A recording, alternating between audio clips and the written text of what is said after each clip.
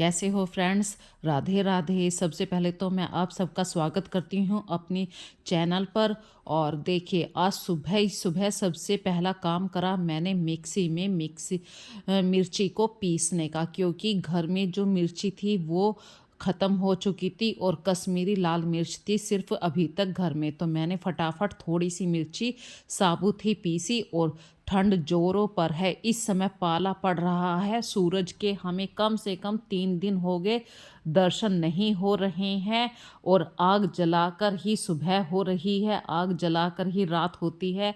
सारे पड़ोसी हम इकट्ठे हो जाते हैं, जिसके घर में जो भी लकड़ी मिलती है सब इकट्ठा करके ले आते हैं और सबके घरों से चाय पानी सब बनता रहता है। इस तरीके से हमारे यहाँ पे सर्दियों की शुरुआत हो रही है, मतलब दिन की शुरुआत हो रही है। और फ्रेंड्स, बिना मतलब सही बता दें, आग जलाए बिना तो ऐसे लगने लगा कि कैसे हम काम करेंगे, इतना ही ठंडी हो रही है। 6 डिग्री है मेरठ का 5 जनवरी का टेम्परेचर। तो सर्दियों के दिनों में फ्रेंड्स थोड़ा सा अपने शरीर का ध्यान रखिए। जितना आप अपने शरीर को गर्म कपड़ों से बचा कर रखेंगे तभी आप स्वस्थ रह पाएंगे। नहीं तो जितना भी आप खाया पिया अच्छा खाते हैं और वो एक ही बीमारी में निकल जाता है। तो सबसे पहले अपनी सेहत का ध्यान रखिए, थोड़ी सी गर्माहट ज़रूर रखिए। अगर आपके इलाके में, आपके शहर में ज़्यादा सर्दी पड़ रही है तो मिलकर आग जलाए, क्योंकि आग के पास बैठकर थोड़ा सा सर्दियों में टाइम अच्छे से कट जाता है और उसके बाद ही काम करने में मन लगता है। और हमारे यहाँ पर मेरठ में तो बहुत ज़बरदस्त ठंड पड़ रही है, ठंड का दोहरा वार है। सूरज भी निढाल हुआ पड़ा है, यानी कि मैं बात कहूँ आपसे, हमने 3 या 4 दिन हो गए हमारे यहाँ पर अभी तक सूरज दिखाई नहीं दिया है। कोहरा बहुत ज़्यादा पड़ता है और कोहरे के कारण ही हमें सूरज दिखाई नहीं दे रहा है। कोहरा आसमान में ऊपर चढ़ गया और जब तक बारिश नहीं होगी, जब तक कोहरा नीचे नहीं आएगा, तो सुबह को जब आप अपने बिस्तर से उठें तो एकदम बाहर ना निकलें। थोड़ा सा अपने हाथ पैरों को बिस्तर में ही ज़्यादा आपस में रगड़िए ताकि वे गर्म हो जाएं, खून का सर्कुलेशन ज़्यादा अच्छे से होने लग जाए, क्योंकि ठंड अत्यधिक पड़ रही है। सुबह बिस्तर से उठने के बाद एकदम बाहर न निकलें। ठंड में आराम करने के दौरान खून गाढ़ा हो जाता है। एकदम से निकलने पे या तो आपको घुटनों की समस्या हो जाती है, पैरों में दर्द होना शुरू हो जाता है। तो सर्दी में कुछ बातों का ध्यान रखना ज़रूरी है। सर्दियों में शरीर का तापमान सही रहे, इसके लिए आप फ्रेंड्स भरपूर कपड़े पहनिए। गर्म कपड़ों को ज़्यादा अच्छे से पहने। कपड़ों को शरीर से मतलब पूरे शरीर को ढक के रखना, यहाँ तक कि आपको सिर भी ढक कर रखना है। और जो भी गर्म सब्जियां होती हैं, मौसमी सब्जियां होती हैं, वो खाएं। तो फ्रेंड्स चलिए करते हैं अपनी वीडियो की स्टार्टिंग। अभी तक तो मैं आपसे सिर्फ ऐसे ही हल्की फुल्की बातें कर रही थी। तो हमारे यहाँ पे आपको पता चल चुका है कि सूरज नहीं निकला है। वॉशिंग मशीन में जो कपड़े सुखाए थे उनसे सिर्फ पानी ही निचड़ता है, लेकिन जो एक बार धूप में कपड़े सूखते हैं उनकी बात ही अलग होती है। और 3 दिन से ये कपड़े नहीं सूखे तो आज हार कर मुझे प्रेस करनी ही पड़ी। प्रेस से ही मैंने आज इतने सारे कपड़ों को सुखाया है।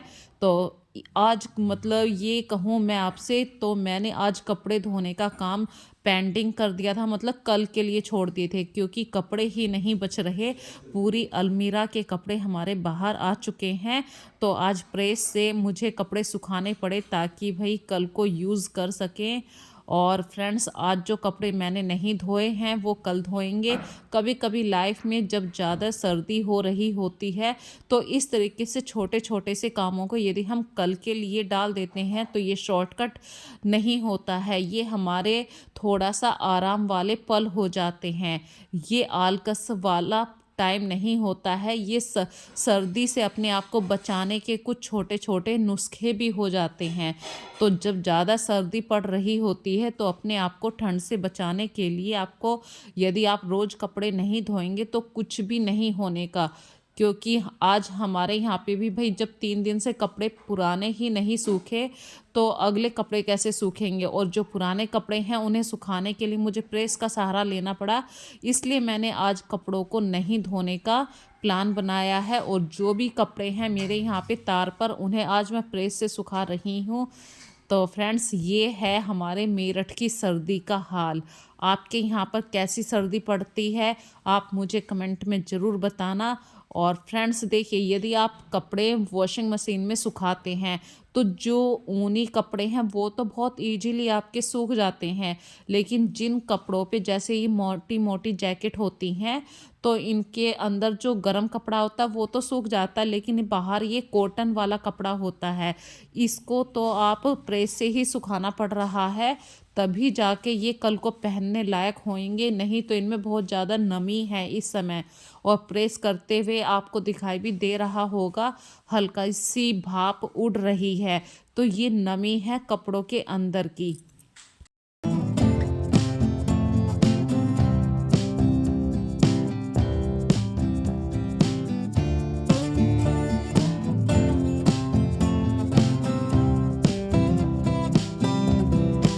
तो इस तरीके से मैंने आज टोटल कपड़ों की प्रेस करी। और नॉर्मली तो मैं ऐसे प्रेस करती हूँ जैसे कि बच्चों की ड्रेस है या ऑफिस जाने वाले कपड़े होते हैं या मैं बाहर मार्केट जा रही हूँ उन्हीं कपड़ों पर प्रेस करती थी, पर डेली यूज़ वाले कपड़ों पर प्रेस नहीं करती थी। और आज मुझे प्रेस का सहारा लेना पड़ा क्योंकि इन कपड़ों को मुझे सुखाना था। और टोटल मिला के इतने सारे कपड़ों का काम मैंने निपटा दिया है। अब करते हैं कुछ स्टिचिंग की तैयारी। ये एक टाविल है, टाविल से आज मैं अपने सोफे के कुछ कवर बना रही हूँ। तो ये दो तरीके से, एक टाविल ये, एक और बिल्कुल सेम कलर का है, दोनों को जोड़ के सिलाई करूंगी, फिर वो 3 सीटर सोफे की बैक और फ्रंट। और जिस दिन आपके घर में कोई एक्स्ट्रा काम ना हो, जैसे कि आज मैंने कपड़ों को वॉश करने का काम नहीं किया तो मैंने आज सिलाई का काम शुरू कर दिया है। मैं बहुत दिन से सोच रही थी कि मुझे कुछ सिलाई का काम करना है। तो सबसे पहले तो मैंने ये टावल को सिलाई करके सोफ़े का मतलब कवर बना रही हूँ। ज़रूरी नहीं है कि आपके पास बहुत अच्छे बहुत महंगे सोफ़े के कवर ही हों, बस मैं इतना मानती हूँ कि बस नीट एंड क्लीन होने चाहिए, भले ही वो टावल कवर हों या फिर आपकी बेडशीट से कोई बनाया हुआ कोई सोफ़े का कवर हो, लेकिन साफ़ होना चाहिए। कहते हैं ना कि चीज़ें भले ही छोटी हों लेकिन अगर वहाँ पे खुशियाँ होती हैं तो वो चीज़ मायने रखती है।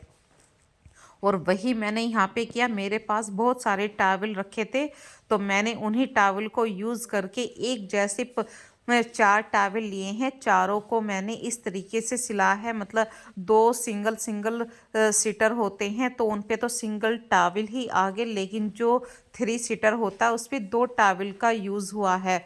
और इस तरीके से मैंने सोफ़े के कवर बना दिए हैं बिना खर्चे के, क्योंकि कोई खर्चा पानी तो हुआ ही नहीं, सिर्फ मेरी थोड़ी सी 10-15 मिनट की मेहनत थी सिलाई करने की। और ये देखिए बीचों बीच में से मैंने एक सीधी सिलाई लगा दी। और ये वाली वीडियो मैं आपके सामने कभी किसी और दिन प्रेजेंट करूंगी, मैंने ये टावल से कैसे सोफ़े पे कवर बनाए हैं। आज जो मैं आपके साथ बात शेयर कर रही हूँ वो है सॉक्सों को रखने की बात। भाई सर्दियाँ चल रही हैं और सभी सॉक्स पहनते हैं और हमारे यहाँ पे सॉक्स सबसे ज़्यादा गायब होते हैं। तो आज मैंने इसी बात का एक सॉल्यूशन ढूंढा है। और ये मेरे पास एक पुराना पिलो कवर था जिसको मैं यूज़ नहीं करती क्योंकि ये कॉटन का नहीं था। और बच्चों की स्टेशनरी वाली रैक में से मैं लेकर आई हूँ ये पॉलीथीन वाला कवर, जो बच्चे नॉर्मली कॉपी किताबों पर चढ़ाते हैं वही पॉलीथीन कवर है। और मैंने इसको बिल्कुल जितना पिलो कवर है उतने ही साइज में चारों तरफ से बिल्कुल एक्यूरेट उतना ही काटा है। और अब इसके चारों तरफ मुझे सिलाई लगानी है।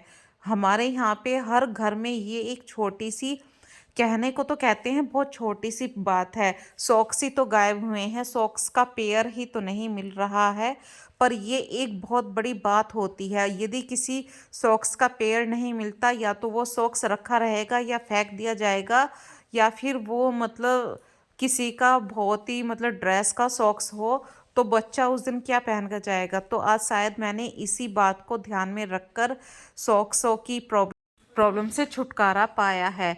तो बस इस पिलो कवर के साथ ही चारों तरफ बाउंड्री से मैंने इस पॉलीथीन को सिल दिया है।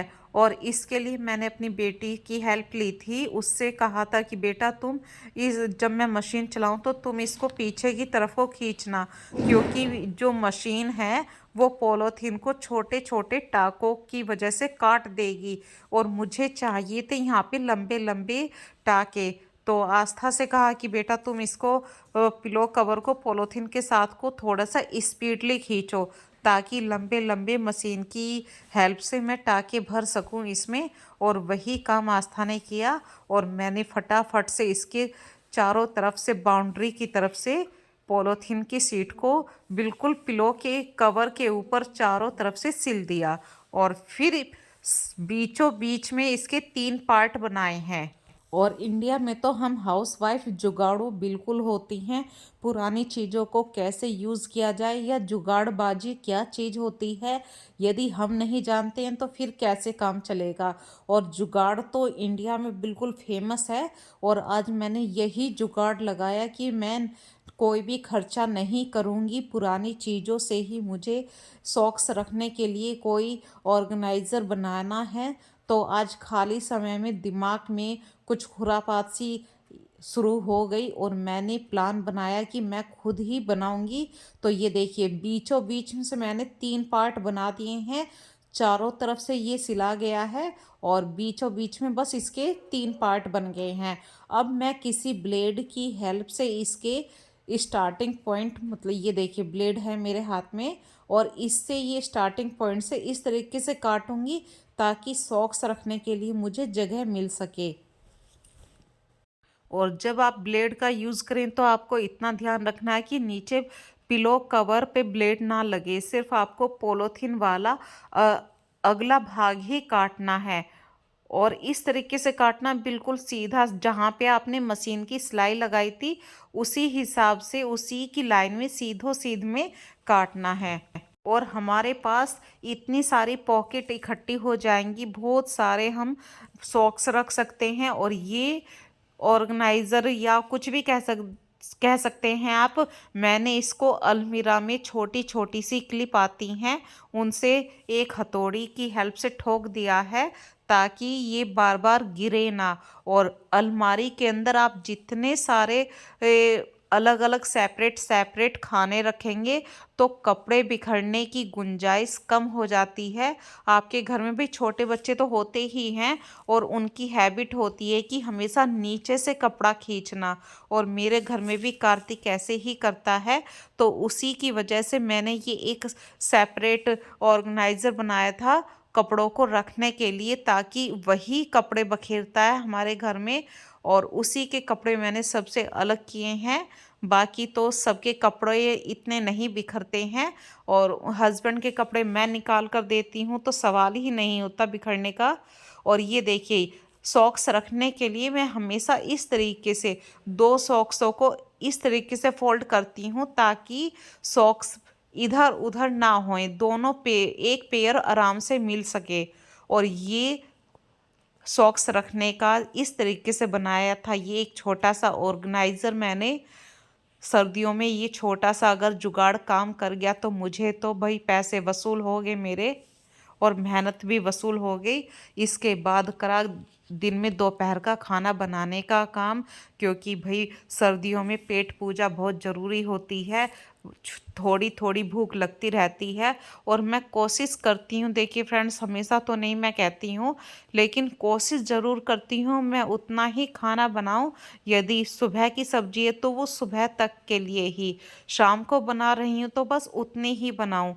क्योंकि भाई फ्रेंड्स सर्दियों में उस सब्जी में स्वाद नहीं रहता, टेस्ट नहीं रहता। और रात की सब्जी बची हुई है सुबह को खाओ तो फिर उसमें कोई भी फ़ायदा नहीं है, वो सिर्फ आप पेट भरते हैं। तो इस तरीके से आज मैंने अपनी वीडियो का सारा पार्ट आपके साथ शेयर किया। यदि ये छोटी सी वीडियो आपको अच्छी लग रही है तो ज़्यादा से ज़्यादा लाइक और शेयर कीजिए। So take care and bye bye.